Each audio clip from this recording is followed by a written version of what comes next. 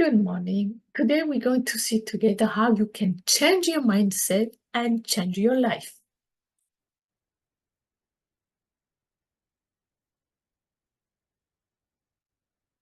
What is a mindset?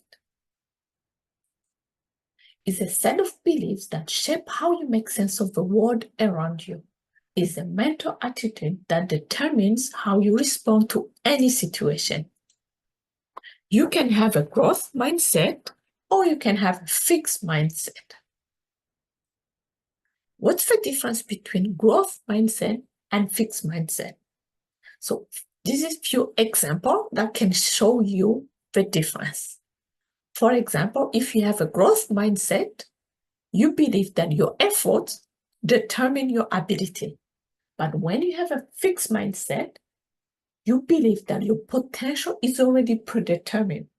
You had people saying, oh, I'm not good in math, or I'm not good at this, or I never did that, and we never try, or I tried many times and it didn't work. So that means you think it's already predetermined. But when you have a growth mindset, you can tell yourself, you know what, let me try. Let me try. If I can try, maybe I can do it. And another example, when you have a growth mindset, you believe that failure is an opportunity to grow. But when you have a fixed mindset, you think that failure means you cannot. And when you have a growth mindset, you like to change. You're not afraid of the unknown. You're not afraid of trying new things. But when you have a fixed mindset, you're afraid of change. You're afraid of trying something that you don't know. You're afraid of the unknown. And when you have a growth mindset, you believe that feedback is constructive. You believe that if somebody gives you a feedback after you did something, it's for your own interest. It's to help you to grow. But when you have a fixed mindset, you believe the person is mean. You don't like challenge. So what does mindset stand for? M is to remind you that mistakes are there to teach us something. I means improve by working hard. And N means never give up. And D means do your best always. And S, self-reflection, we have to succeed. And E means effort helps to overcome challenges. And T means train your brain to see the best. So what's the importance of positive mindset? So when I came to Canada, I was new just after I finished my university, and I had to start from scratch. I didn't have anything. I have to start from zero.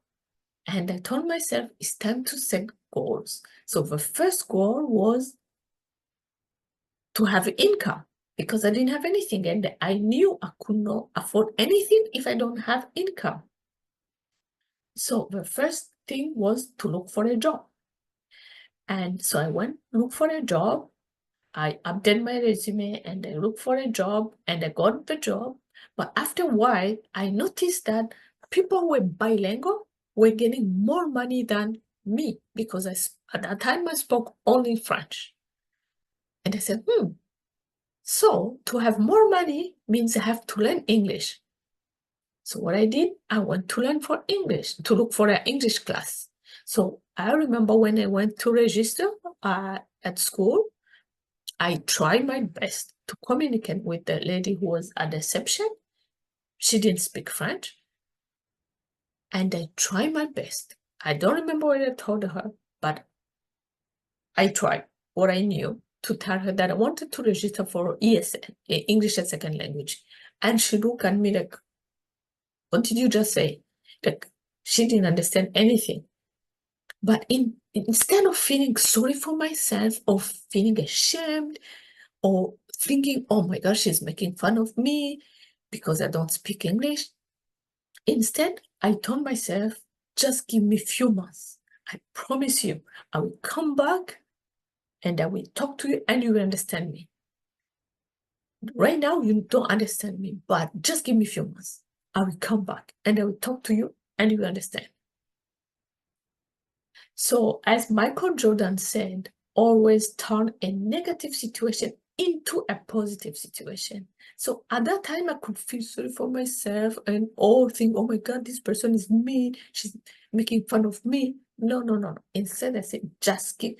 I see you didn't understand me, but just give me a few months. Give me a few time and I will come back and you understand me. So I'm going to work hard and learn and I will come back and talk to you. So while I was taking English as second language, it was evening time. So I had to work during the day and go to class evening time. Every single time I had to leave a class just few minutes before the class finished because otherwise I could miss the bus. And if I missed the bus, that means I had to wait for another 30, 40 minutes outside by myself in winter time. And I told myself, okay, so this situation, that means I need a car. And in order to have a car, I need to save up some money because I cannot have a car loan because I don't have a credit history. So I started saving as much as I could. I was just spending the minimum I could, just rent and food, and everything else could wait. So I saved as much as I can. And after a while, I was able to purchase my first car, cash, so I could go to class and finish the class and don't worry about missing the bus. So as Jim Rohn said, if you really want something, you will find a way. But if you don't, you will find excuses. And of course, after I bought the car, I had to exchange my driver's license because the international foreign driver's license is good for 3 months only. And then I was telling myself, oh, I have been driving for a while, so I'm good. No problem. Let me go pass the test. So I went, I went to do the test and failed. And I said, you know what? This is just bad luck. Let me register again for the next one. I went back and did the test again and failed again. And I said, it's okay. Let me try again. And I did it for the third time. And I failed again. At that time, after failing 3 times, I said, you know what? There is something wrong here. I did the same test 3 times and I failed. That means there is something I don't know. I said, calm down. Just go take a class, a driving class, and see if that can help. Because I could keep trying and thinking, oh, maybe that person was mean, or blah, blah, blah, all kind of excuses. But I said, if I failed 3 times, it's not my fault. It's something wrong with me, not that. I said, no, I have to take, I thought I knew everything, but I didn't. Apparently, if I failed 3 times. So I said, go take the class and see. So I went, took the driving school, and after I finished it, I went do the test again, and guess what? This time I passed. I see, you see, I could keep trying, doing the same test, keep repeating the same thing, and keep getting the same result. Instead, you have to see what's wrong, what is missing, and try to fix it. Then you can get the result you wanted. Oh, this reminded me when Thomas Edison, when a journalist asked him, how do you feel? I think he wanted to make fun of him. He said, how do you feel after failing 10,000 times? And Thomas Edison responded, I didn't fail. I just find 10,000 times, 10,000 ways that didn't work. So you see, he turned a negative situation into a positive situation. Instead of feeling ashamed or feeling like he keep just failing, he doesn't know what he's doing. He said, I find 10,000 ways didn't work. So I have to keep trying until I find one way that works. So after I got the job, I got the car, I learned English, I say now the next goal is to build my credit history. And of course, when I want to apply for a credit card, I had to put a deposit. I have to put down a deposit, and the bank was going to give me a credit card with a balance equal to the deposit I gave them. And of course, they're going to charge me interest. But even though I'm losing, really, but at the same time, I'm winning because I'm building up my credit history. So after a while, after using the credit card and paying on time, pay on time, after a while, and they see that I'm paying on time and everything is good, I was able to get a normal credit card like everybody. And later on, I was able to get a mortgage and a car loan and every loan I wanted. So you have to remember that difficult roads often lead to beautiful destination. So if I didn't accept to go through this difficult road, taking this difficult road, like I have to put a deposit, they're gonna charge me interest, even though it's my money, and I'm not getting anything, I'm not getting any interest, but I have to do it. So later on, I could get mortgages, I could get car loan, I could get a line of credit. So remember, when you're going through difficult times, remember that will help you to get to beautiful destination. And that was said by Zig Ziglar. So how can you change your mindset? Because you can change it. Your mindset is not fixed completely. You can change it. The first thing is your environment. Surround yourself only with people who are going to take you higher. That was said by Oprah Winfrey. And you know, she's one of the most successful women on planet. So your environment is critical, is very, very important. If you surround yourself with negative people who always complaining, who don't see anything good, guess what? You will be the same. But if you surround yourself with people who always want to improve their life, who always want to learn, who want to keep moving forward, guess what? You will do the same. So your environment is the first thing. And remember, before you reach your goal, you have to go through tough time. It's not easy. You have to go through that time, but you have to tell yourself, this is for a short term, and I know I will reach my goal. But I have to go through this difficult time so I can reach my goal. Don't give up. So if you want to change, you have to be willing to be uncomfortable. It's not comfortable. To be able to learn English, I had to go take evening classes. Even though it was cold, I was by myself running to catch the bus.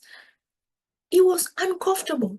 But if I wanted to get to the goal, I had to go through that uncomfortable situation.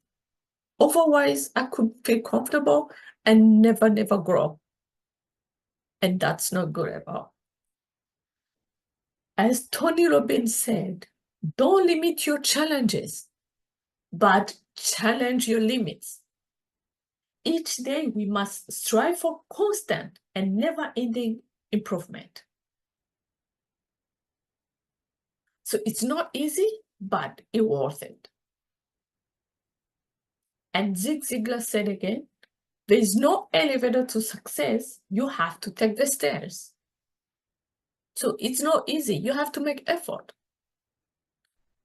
And the bigger the struggle, the greater the rewards.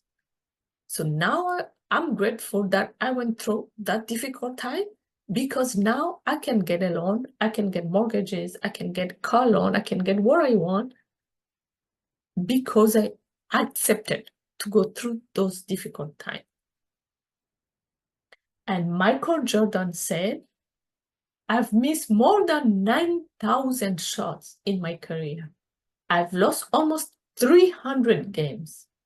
26 times I've been trusted to take the game-winning shot and missed.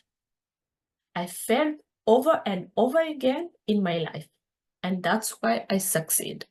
And Michael Jordan is one of the best basketball players. He's very successful, but he missed more than 9,000 shots. Imagine 9,000, that's a lot. But if you fail 2 times, 3 times, and then you give up, remember Michael Jordan missed 9,000. 9,000. So if you fail a few times, tell yourself, I still have more times to go. Keep trying until you get to where you want.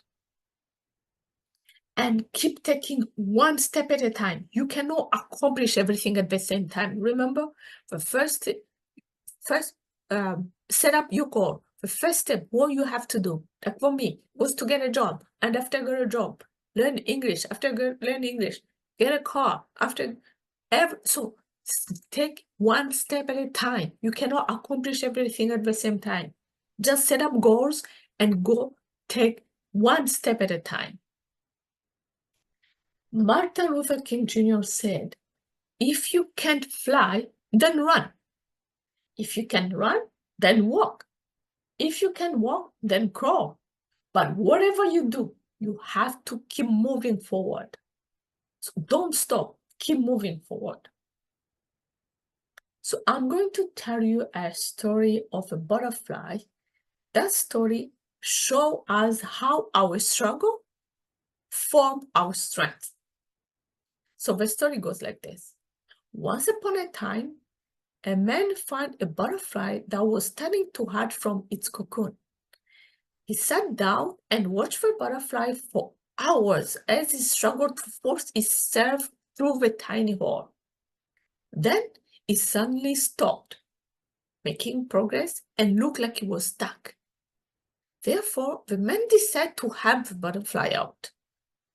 He took a pair of scissors and cut the remaining bead of the cocoon.